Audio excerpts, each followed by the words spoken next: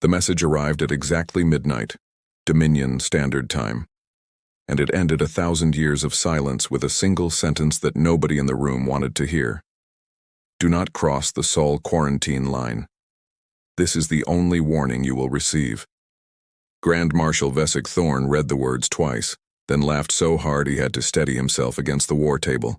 Around him, the High Council chamber buzzed with the same reaction.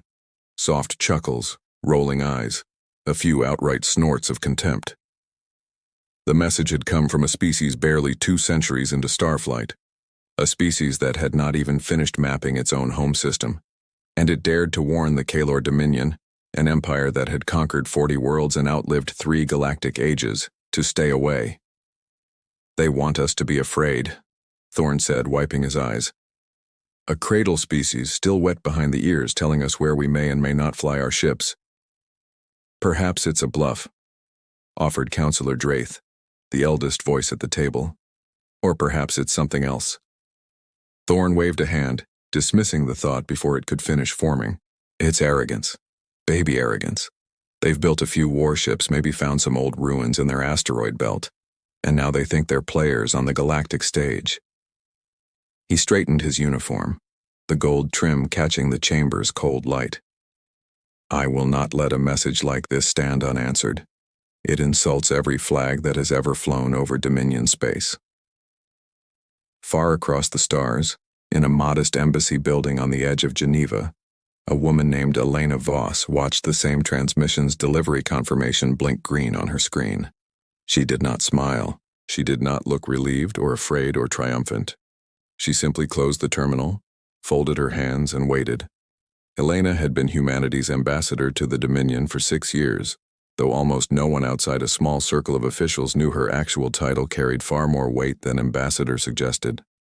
She was quiet by nature, the kind of quiet that made people forget she was in the room, until she said something that changed everything. Her aide, a nervous young man named Tomas, hovered by the door. They're not going to listen, are they? He said. It wasn't really a question. No, Elena said. They never do. Not the first time. Should we prepare a follow-up message? Try to explain further? Elena shook her head slowly. Explaining now would only convince them we're afraid. We're not afraid, Thomas. We're sorry. She stood and walked to the window, looking out at a city that had rebuilt itself twice in living memory, though most of its citizens had no idea why. Send word to General Whitfield. Tell him the warning has been delivered and dismissed exactly as we expected. Tell him it's time to watch the line. 30 light-years away, inside a Dominion shipyard bristling with cranes and drifting maintenance drones, 12 warships began powering their engines. They were not the Empire's largest vessels. Thorne had insisted on that, calling it a proportional response, a controlled slap on the wrist rather than a declaration of war, but they were more than enough to level a continent apiece. The flagship, the Ordnant Vesic, bore the Grand Marshal's own family crest on its hull, a silver hawk clutching a bundle of arrows. Its commander, a stern officer named Captain Ilyara San, stood on the bridge as the jump drive spun up. She had fought in 3 border conflicts and had never once seen an enemy retreat without a fight. She expected this to be no different, a quick show of force, a demonstration to the primates that the galaxy did not bend to their demands, and then home in time for the founding festival. Set course for the edge of the Sol quarantine line, she ordered. We will not cross it yet. We'll sit at the border and let them see exactly what they mocked. The fleet dropped out of hyperspace in perfect formation, 12 ships arranged like a blade pointed at a single star system. On the bridge view screen, Sol burned small and yellow in the distance, utterly unremarkable, utterly unthreatening. San allowed herself a small, satisfied breath. Scan for defensive installations, she said. Scanning. Captain, I'm not reading anything. No orbital platforms, no patrol ships, no sensor buoys. Nothing at the line at all. Nothing? San frowned. Confirm that. Confirmed. It's empty space, Captain. As far as our instruments can tell, there is nothing here but us. San considered this. An empty border. No fleet waiting to greet them. No defensive grid. Not even a single automated drone to record their arrival. It should have felt like victory.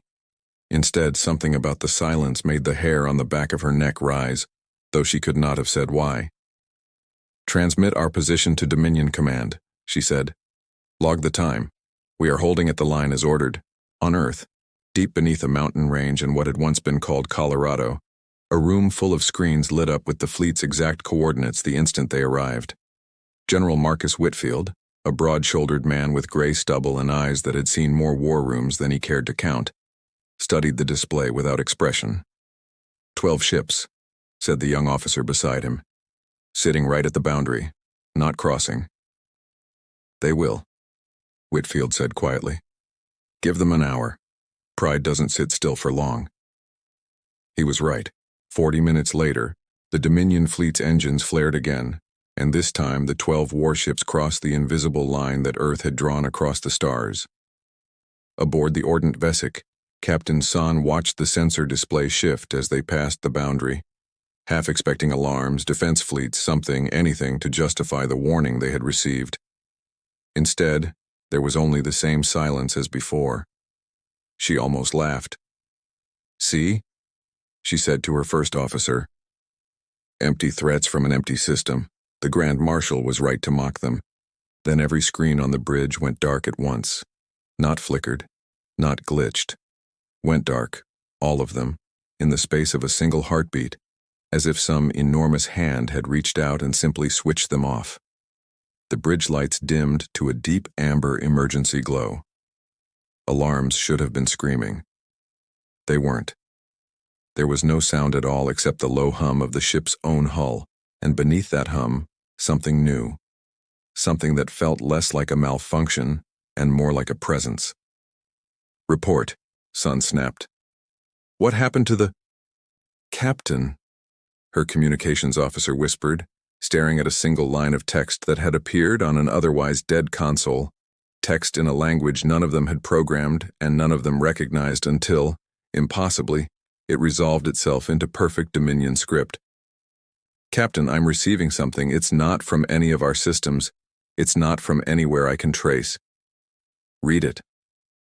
The officer's voice shook as she spoke the single word glowing on the screen. "Wait." And then the Ordnance Vesic, along with all 11 ships flying in perfect formation around it, simply stopped existing on Dominion Command's tracking display. Not destroyed, not exploded, not scattered into debris. Simply gone, as though the universe itself had reached out and erased them from the map, leaving behind nothing but silence, and a single unanswered transmission still blinking on a screen, 30 light-years away. Fleet status, unknown. 9 hours after the Ordnance Vesic vanished, Dominion Command still had no explanation, and the silence had begun to feel like an accusation. Grand Marshal Vesic Thorne paced the length of the High Council chamber, his boots striking the polished floor in a rhythm that matched the pounding in his temples. 12 ships. Gone. Not a debris field, not a distress beacon, not even the faint gravitational echo a starship left behind when it was torn apart. Nothing. As if the fleet had simply stepped behind a curtain and the curtain had closed. "There has to be a rational explanation," Thorne said, more to himself than to the room. "Pirates. A cloaked minefield. A gravitational anomaly the humans don't even know exists in their own backyard." Counselor Draith folded her hands on the table, her expression carefully neutral. 12 ships, Grand Marshal. Vanishing at the exact moment they crossed a line a pre-industrial species warned us not to cross. I would call that something other than coincidence. "You would call a sunset an omen if it suited your argument," Thorne snapped. "I will not stand before this council and admit that primates with barely 2 centuries of starflight defeated a Dominion battle group without firing a single shot. There is no weapon capable of that. There is no species capable of that." But even as he said it, a small, cold doubt had lodged itself behind his ribs, and he did not like the way it refused to leave. 30 light-years away, in a quiet operations room beneath the Colorado mountains, Dr. Naomi Osei sat surrounded by screens full of scrolling Dominion communications intercepts, her coffee long since gone cold. She was a xenolinguist by training. But in the years since the cataclysm, her job had quietly become something closer to a detective's, reading not just words, but patterns, gaps, the shape of what wasn't being said. "You're going to want to see this," she said, without looking up, as Commander Rico Alvarez stepped into the room. Rico was younger than most people expected for his rank, with the kind of stillness that came from having survived things he didn't talk about. He crossed the room and leaned over her shoulder. "See what? The Dominion's internal chatter since the fleet disappeared. Listen to how they're talking about us." She pulled up a translated transcript. 6 hours ago, we were the primate colony. 4 hours ago, we became the Sol anomaly. 2 hours ago, she tapped the screen, the Sol threat. Rico frowned. "They're scared. They're recalculating," Naomi corrected. "Fear comes later. Right now, they're just trying to figure out what kind of math they got wrong." She finally looked up at him, her dark eyes sharp. "Rico, I've studied a dozen alien languages since the committee recruited me. Every empire we've ever intercepted talks about power in numbers, ship counts, weapon yields, fleet tonnage. The Dominion's internal reports on us don't do that anymore. They've started asking questions instead. What are they? What do they want? Why did they warn us first?" She sat back. "That's not the language of an enemy assessing a target. That's the language of someone who just realized they don't understand the rules of the game they're playing." Rico said nothing for a long moment, then quietly, "Good. Let them wonder a while longer." He didn't say what he was thinking, that he understood exactly what it felt like to not know the rules of a war until it was already being fought around you. He had been 11 years old when the sky over his hometown burned green for 3 days straight, and he had spent every year since trying to make sure no child would ever have to watch that again. Back in Dominion space, the Council had reached an uneasy compromise. A full battle fleet was too aggressive, too costly to justify without more information. Draith had seen to that, marshalling just enough support to slow Thorne down. Instead, a single diplomatic cruiser, the Cade, was dispatched under a flag of formal inquiry. Its mission simple: approach Earth, demand answers about the missing fleet, and return with information the Council could use. Its captain, a cautious and unremarkable officer named Rel Bastion, was under strict orders not to engage in hostilities. He repeated that instruction to himself more than once as his ship dropped out of hyperspace at the very edge of the Sol system, farther out than the vanished fleet had dared to go, and hailed the nearest inhabited world with trembling formality. The response came almost instantly, not from a warship, not from a fortress, but from a single, small, unarmed vessel that drifted into view like it had been waiting there the entire time. Its hull bore no visible weapons. Its markings were simple, almost plain, nothing like the ornate crests the Dominion favored. And yet something about its stillness unsettled Bastion more than 100 battleships could have. "This is Ambassador Elena Voss of Earth," came the voice over the channel, calm, unhurried, almost gentle. "You are approaching a system under active quarantine. I would ask you respectfully to turn back. I am Captain Rel Bastion of the Dominion inquiry vessel Cade," he said, forcing steadiness into his voice. "We come under a flag of diplomatic protocol. We demand to know the status and location of the 12-ship battle group that entered this system 9 hours ago." There was a pause, not a long one, but long enough that Bastion found himself holding his breath. "Your ships are safe," Elena said finally. "Every soul aboard them is alive and unharmed. That is all I am authorized to tell you today." "That is not an acceptable answer. I require confirmation of their location, their condition, and the means by which they were—" "Captain Bastion," Elena interrupted, and for the first time there was something almost like sorrow in her voice. "I am asking you, as clearly as I know how, to leave this system now.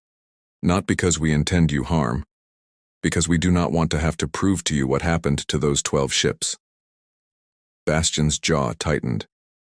He had not survived 15 years in Dominion service by backing down from unarmed vessels issuing polite warnings. "We are not leaving without answers." "Then I am sorry," Elena said, and the channel closed. For a full minute nothing happened.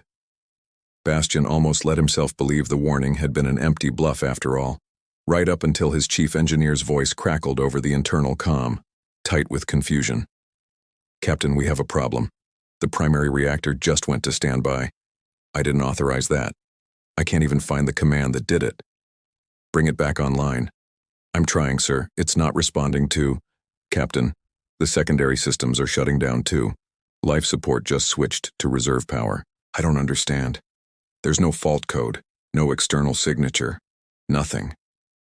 It's like the ship is shutting itself down system by system and I can't stop it." Bastian felt the temperature on the bridge begin to drop as the lights dimmed one row at a time. Methodical, unhurried, exactly like watching a house go dark room by room for the night. Outside the viewport, the small, unarmed human vessel had not moved an inch, had not fired a single visible weapon, and yet the Anselcade was dying around him piece by piece. "Report to Dominion Command," Bastian said, his voice barely steady. "Tell them." The comm system went dark before he could finish the sentence, and in the sudden, absolute silence of a ship with no working systems at all, Bastian became aware of something moving just beyond the edge of his viewport, vast and dark, and closing in from every direction at once. The Anselcade stopped transmitting at 0347 hours mid-sentence, and the silence that followed did more damage to the High Council than any battle report could have. Grand Marshal Vesic Thorne stood at the head of the chamber, watching the empty space on the star map where the diplomatic cruiser's icon had blinked only minutes before. 13 ships now. 13 ships, and not a single confirmed casualty. Not a single wreck. Not a single clue beyond a captain's voice cutting off mid-word. The council was no longer laughing. Some of them would not even meet his eyes. "This ends the debate," Thorne said, and this time his voice carried none of its earlier amusement. "We send a full battle fleet, not a scouting group, not an inquiry vessel.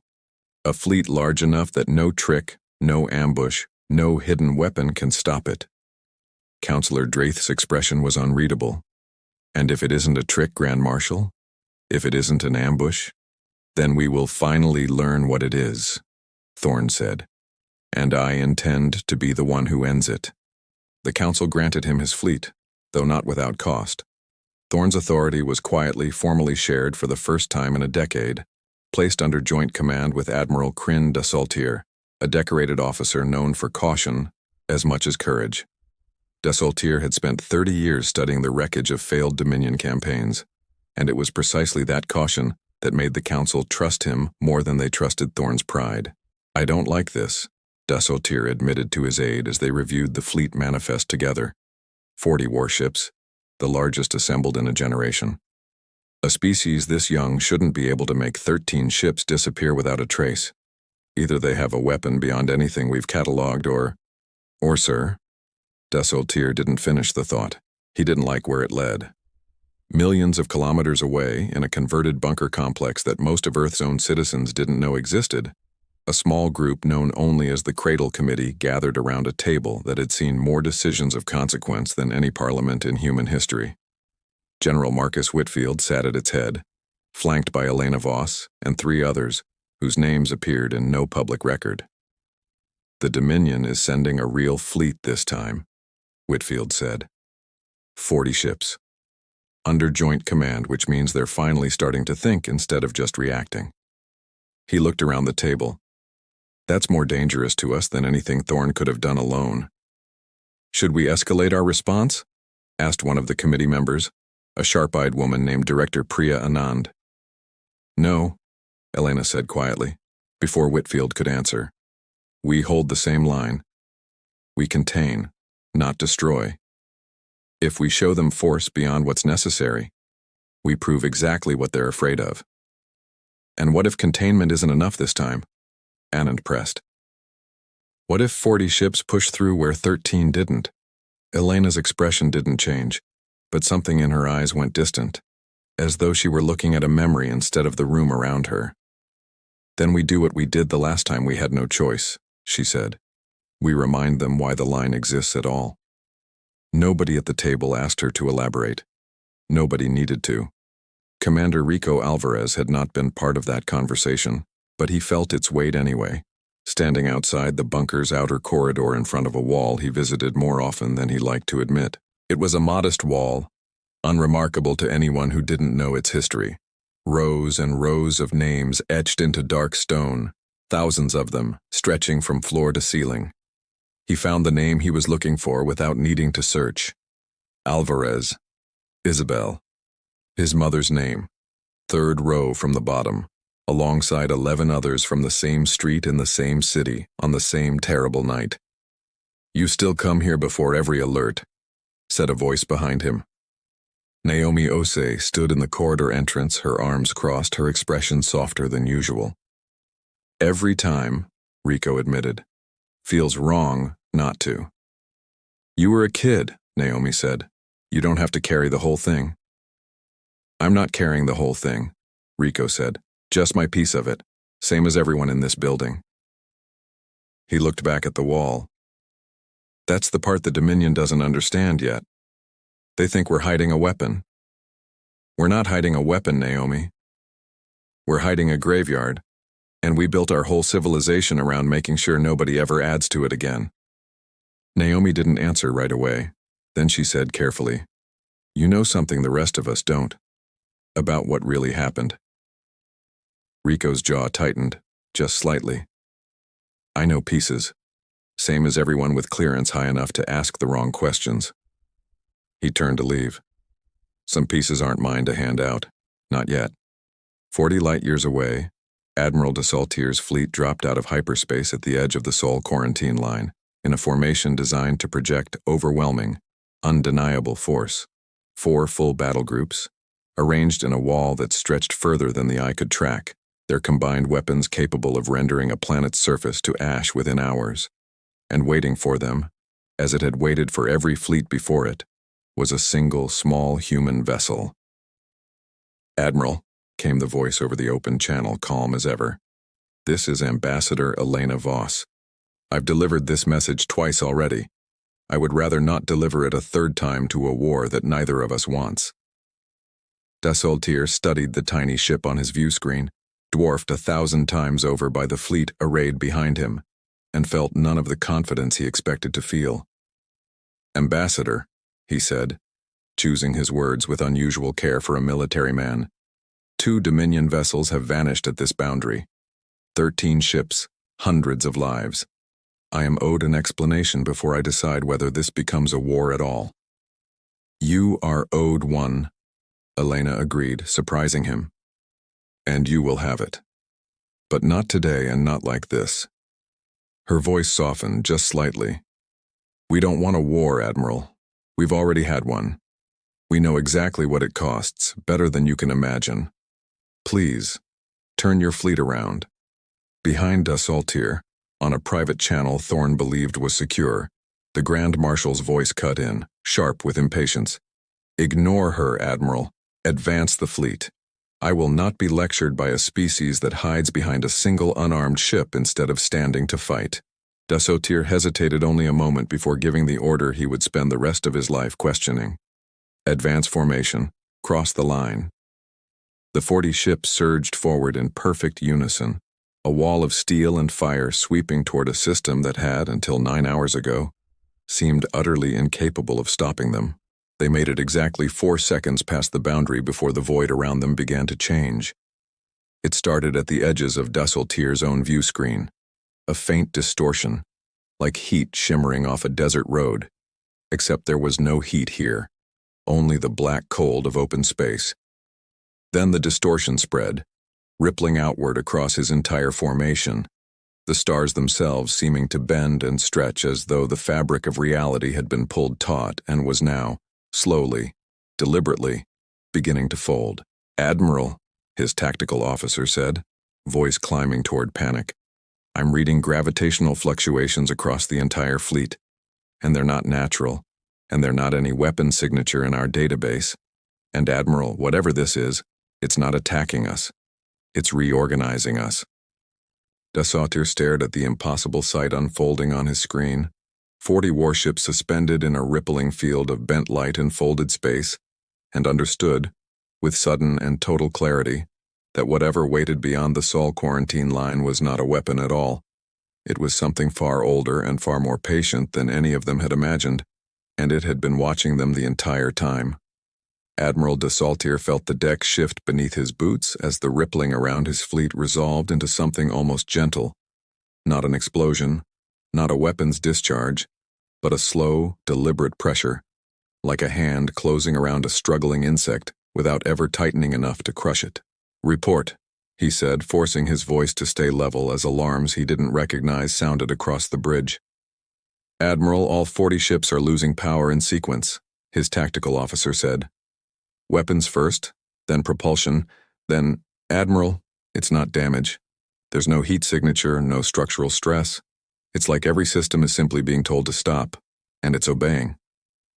Around them, on the main view screen, ship after ship of the Dominion's largest fleet in a generation drifted to a silent, powerless halt, suspended in a faint shimmer of bent starlight that made the whole formation look like a photograph left too long in water.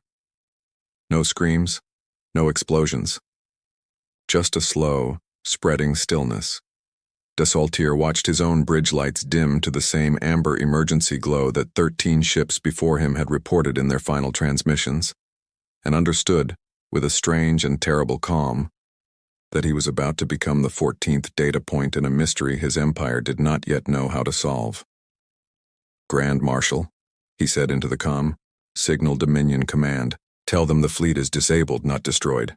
Tell them—" The channel died mid-sentence, and the last thing de Saltier saw before his own console went dark was the small, unarmed human vessel still holding its position at the edge of the line, exactly where it had been the entire time, having done nothing at all that any sensor could detect. On the Dominion homeworld, the loss of contact with 40 ships did what 13 could not. It broke the Council's composure entirely. The chamber that had once rung with laughter now rang with accusations, and Grand Marshal Thorne found himself, for the first time in his career, standing alone at its center while the very counselors who had granted him joint command now demanded to know why he had ignored a direct diplomatic warning not once, but twice. "You advanced the fleet against Admiral de Saltier's judgment," Counselor Draith said, her voice cold with fury she no longer bothered to hide. "You overrode a cautious, decorated officer because your pride couldn't bear the thought of retreat. 40 ships, Grand Marshal, thousands of lives, and you have brought this council nothing but silence in return." "We do not yet know they are dead," Thorne said, though even he could hear how hollow it sounded. "We don't know they're alive either," Draith snapped, "and until this council has answers, your authority over Dominion forces is suspended, effective immediately." The vote passed within the hour. Thorne was stripped of his command and confined to quarters pending formal review, a humiliation so complete that even his allies did not rise to defend him, and in the privacy of his rooms, watching the star map continue to blink with the empty space where his fleet used to be, something in him curdled from wounded pride into something far darker and far more dangerous. 30 light-years away, on Earth, Commander Rico Alvarez stood before the memorial wall again, though this time he wasn't alone. His hand rested against the cool stone beside his mother's name, and for a long moment he said nothing at all, simply breathing in the quiet of a room built to hold grief too large for any single person to carry. "I used to think this place was for remembering," he said finally, not turning around, though he knew Naomi Osei had followed him in. "Now I think it's for warning. Every name here is a reason we never let this happen again, to anyone, even people who tried to hurt us." "Is that why we don't just destroy their fleets?" Naomi asked quietly. "Why we hold them instead?" "Partly," Rico said. "Partly because General Whitfield really believes that a species judged only by its worst moment never gets a chance to become something better. We got that chance, after the cataclysm. We're not about to deny it to anyone else, even people who mocked us for offering it." He finally turned to face her. "But mostly, Naomi, it's because we know exactly what it costs to lose an entire fleet of people who didn't choose the war they died in. We're not going to be the reason another species learns that lesson the hard way." Meanwhile, aboard a converted human vessel drifting quietly at the edge of the Sol quarantine line, Admiral Kryn de Saltier woke to find himself not dead, not a prisoner in any conventional sense, but seated in a modest, well-lit room with a single door, a single window showing open stars, and a single chair across from him that was, at present, empty. The door opened, and General Marcus Whitfield stepped inside, setting a data tablet on the table between them without a word. "You're not going to kill me," Desaltier said. It wasn't quite a question. "No," Whitfield said. "We've never killed anyone who crossed that line. Not once. Not in 70 years of holding it." He took the seat across from the admiral. "Your ships are intact. Your crews are alive, in stasis, unharmed. You have my word on that, for whatever it's worth to you right now." Desaltier studied the man across from him.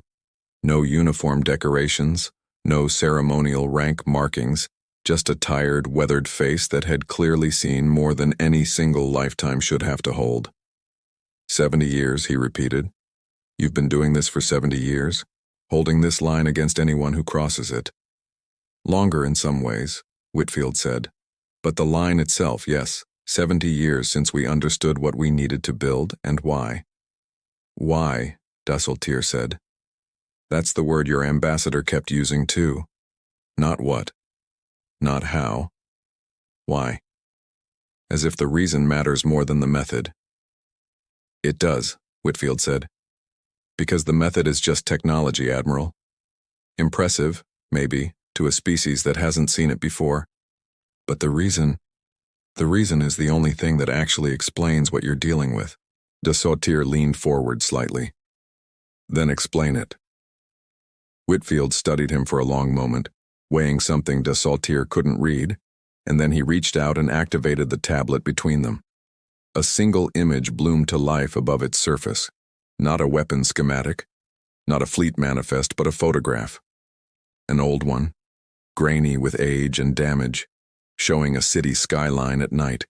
Its sky lit not by stars, but by something vast and green and utterly wrong. A light that seemed to swallow the buildings beneath it whole. "You asked why we built what we built," Whitfield said quietly. "This is why. This is what the sky over my daughter's hometown looked like, 3 nights running, the year I turned 31. His voice didn't waver, but something in his eyes went very far away. "You want to know what we are, Admiral? Then you should ask what we used to be first." He reached toward the tablet and, with a single motion, activated a second file, one marked in careful human script, with a date 73 years in the past, and a single classified word beneath it that Desaltier couldn't yet translate. The lights in the room dimmed exactly as they had aboard his own dying flagship, and this time, Desaltier understood. It wasn't a weapon disabling his ship. It was humanity finally deciding to show him the truth. The hologram unfolded above the table like a wound reopening, and Admiral Kryn Desaltier watched 73 years of human history compress into 20 unbearable minutes. It began with ordinary footage. A city at dusk, traffic moving, people walking home from work, utterly unaware that anything was about to change. Then the sky tore open. Not metaphorically. Whitfield's recording showed the actual moment, captured by 100 shaking cameras from 100 different angles, when something enormous and green-black punched through the upper atmosphere, without warning and without mercy. It was not a Dominion ship. It was not any design Desaltier recognized, and that alone unsettled him more than the destruction that followed. "They called themselves nothing we could translate," Whitfield said, his voice flat, the voice of a man who had told this story so many times it had worn smooth like a river stone. "We eventually learned they were remnants, survivors of an empire that predated the Dominion by tens of thousands of years. An empire your own historians probably have no record of, because it burned itself out before your species learned to walk upright. This offshoot, this splinter, had been drifting the dark for longer than human civilization has existed, hunting for one thing." "What thing?" Desaltier asked, though part of him already dreaded the answer. "A precursor artifact," Whitfield said. "Buried under Earth's crust for reasons nobody living has ever fully understood. We didn't even know it was there until they came looking for it. They tried to dig it out the fast way, orbital bombardment, city by city, continent by continent, on the theory that enough destruction would eventually expose what they wanted." He paused. It took us 4 months to understand what was happening. It took us 3 years to stop it. In that time, we lost 140 million people. Dassaultier said nothing. There was nothing to say that wouldn't sound obscene against a number that large. We survived, Whitfield went on, because we did the one thing your Dominion never had to do in its entire history. We stopped being nations and started being a species, overnight, out of pure necessity. Every scrap of alien wreckage we could recover, we reverse-engineered. Every scientist on the planet worked the same problem from 100 different angles at once. We built weapons we're not proud of. We built defenses we still don't fully understand ourselves. And when it was finally over, when the last splinter ship burned up trying to flee our own atmosphere, we made a choice that has defined everything since. What choice? That we would never let this happen to anyone else ever again. Not even the people who might come looking to hurt us. Whitfield met Dassaultier's eyes. Not conquest, not expansion, a doctrine of pure containment. We grew strong enough that no one would ever again be tempted to try what that splinter fleet tried. And when strangers came anyway, mocking us, underestimating us, crossing lines we begged them not to cross, we made sure they lived to regret it, instead of dying for it. Dassaultier sat back slowly, the pieces reassembling themselves into a picture far larger and far stranger than anything he had imagined. The cradle species insult, he said quietly. It wasn't wrong because you're powerful. It was wrong because you're restrained. You could have met our fleets with total force and you chose to hold us instead. Every time, Whitfield confirmed, every single time, for 70 years. You're not the first empire to test that line, Admiral. You're just the first one arrogant enough to send an entire war fleet through it before asking why the warning existed at all. Far away, on the Dominion homeworld, Grand Marshal Vesic Thorne sat alone in his confined quarters, watching the star map continue to blink with the location of his lost command, and felt the last of his patience finally give out entirely. He was no longer simply humiliated. He was certain, utterly, unshakably certain, that the Council's caution would be the Empire's undoing, that Draith and her allies were content to let humanity dictate terms to a civilization 10 times its age, and that only he understood the true stakes of backing down now.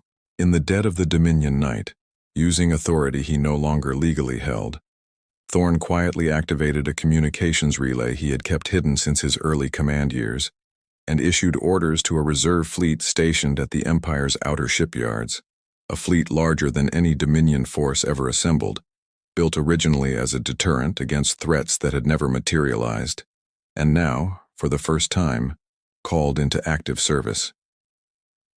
Tell them, Thorne said to his one remaining loyal aide, that the Council has been compromised by fear, and that someone must finish what I started before the humans convince the galaxy that weakness is strength.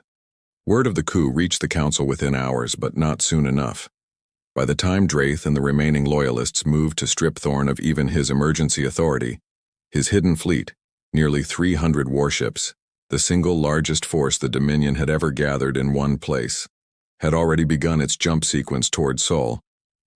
Aboard the human vessel holding Dassaultier, an alert chimed softly, and Whitfield's expression changed in a way that made the Admiral's stomach tighten with something close to fear. "What is it?" Dassaultier asked. Whitfield read the message twice before answering. "Your Grand Marshal has staged a coup. He's activated a reserve fleet your own Council didn't know still existed. 300 ships, Admiral.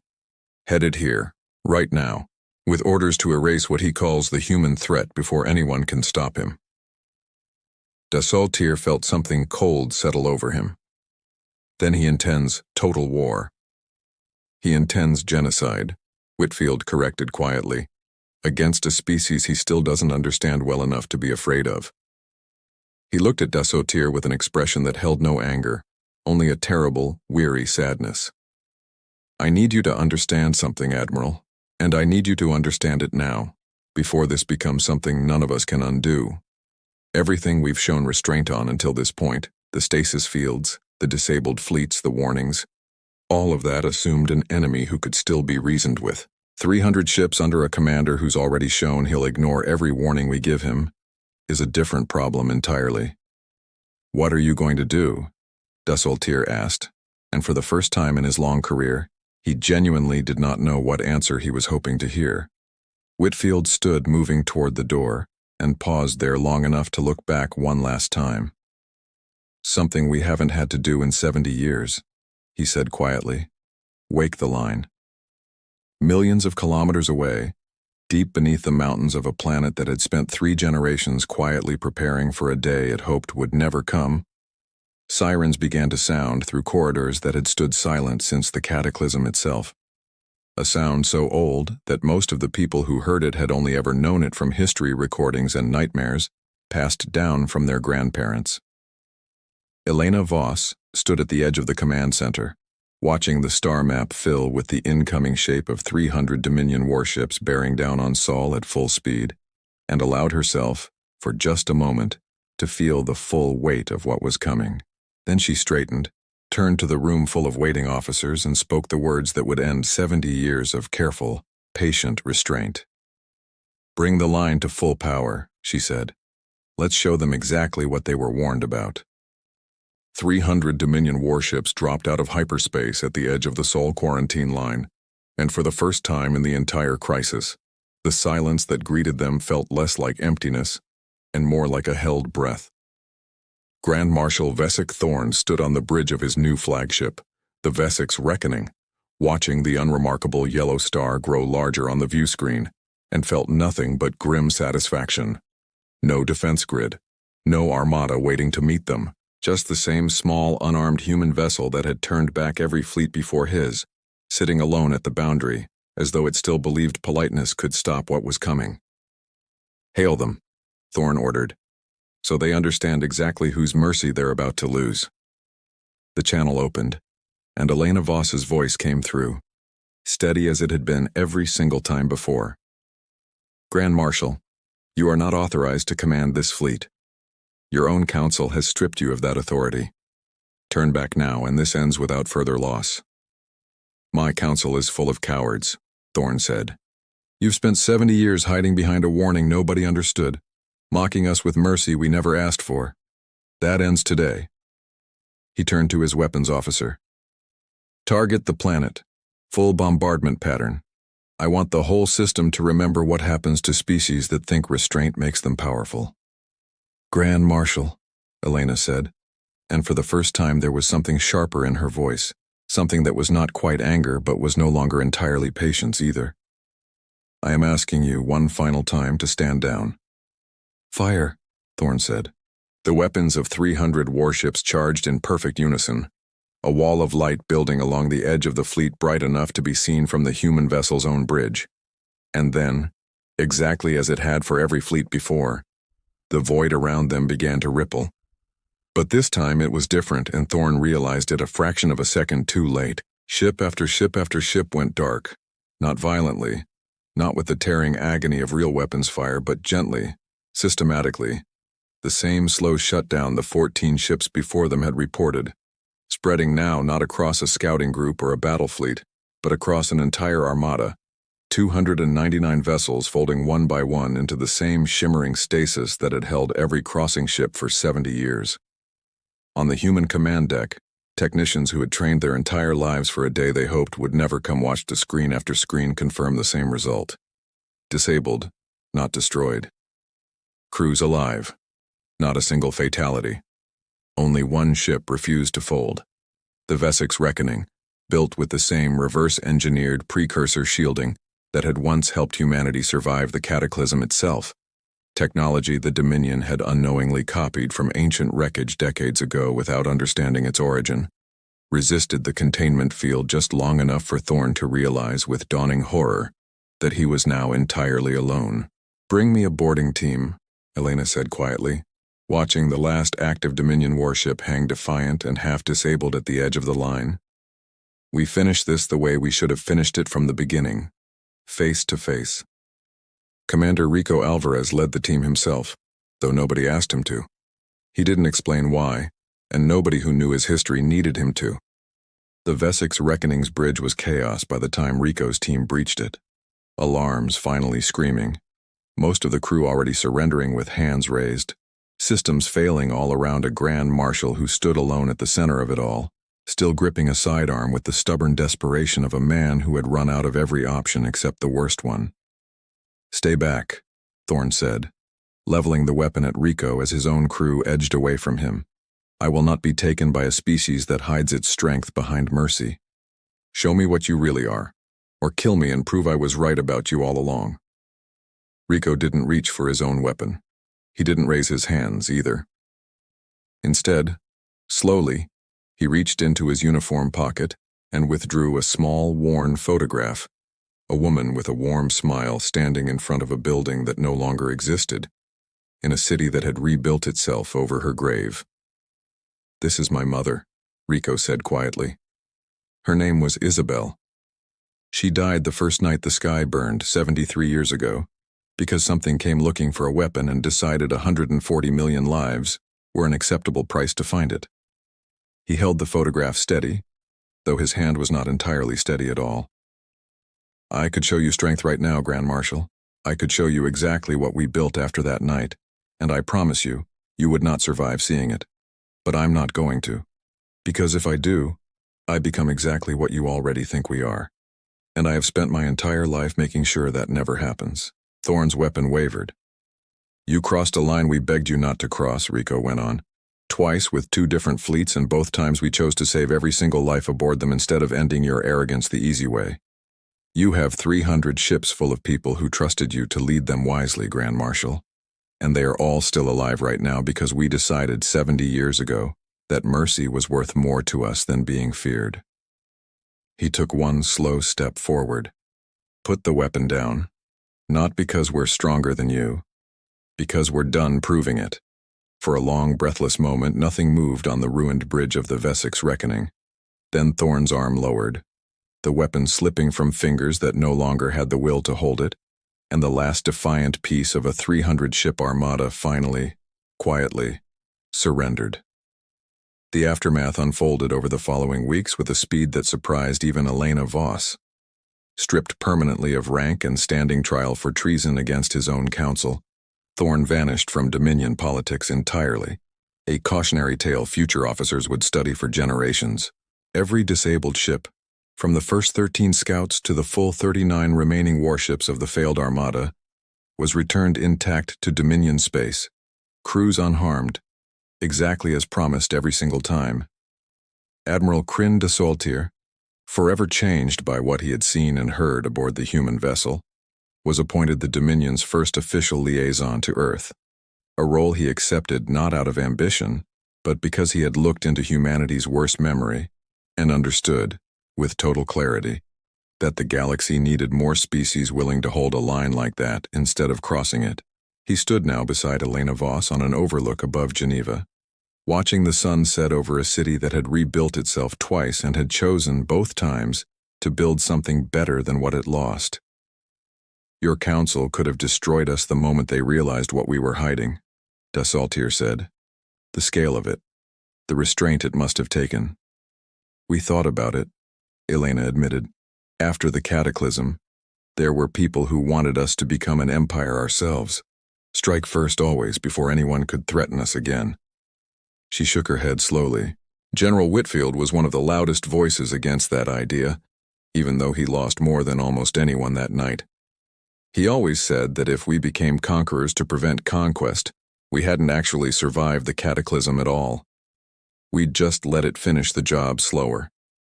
Far below, in the quiet corridors beneath the mountains, General Marcus Whitfield stood alone before the memorial wall one more time, his hand resting against cool stone beside a name he visited more often than anyone knew. Not his own family, but every name on that wall, all of them carried the same weight to him now, 73 years and 1 alliance later. "We didn't win today," he said softly, to no one but the silence and the names.